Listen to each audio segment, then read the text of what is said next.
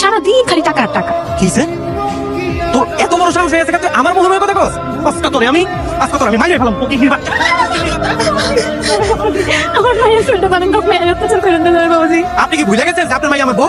আমার বউ আমি বিড়ালে আপনার সমস্যাটা কি? হ্যাঁ, আপনার মায়া তোমার মুখে মুখে কথা কইতেছে, এখন টাকা কোথায় গেছে কথা? আর শুনেন, আজকের ভিতরে আপনি আমার টাকা দিবেন। যদি টাকা না দেন, মা মায়া দুজনে বাড়ি থেকে বের হয়ে যাবেন। আমার ঠিক সময় যায়, আমি যেখান থেকে পারি আমি টাকার ব্যবস্থা করে দেবো, তারপর আমার মায়ের কেউ অত্যাচার করেন না। মা 5 লাখ টাকা পুরো আছে। 5 লাখ আছে? যাক, ভালো হয়েছে। আমার কতবার ফোন দিছে জানোস? আমি আমার টাকাগুলো নিয়ে গেলাম।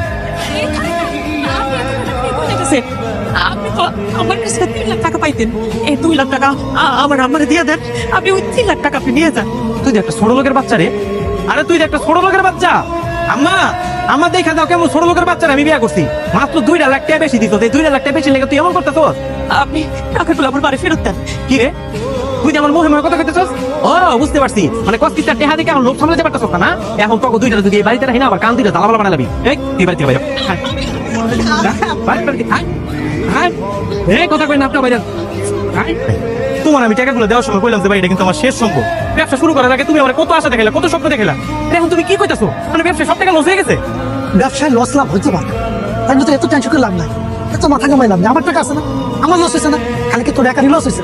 আমারও তো লস হয়েছে, এত টেনশন করে লাভ নেই। এখন আমার কি হইব ভাই?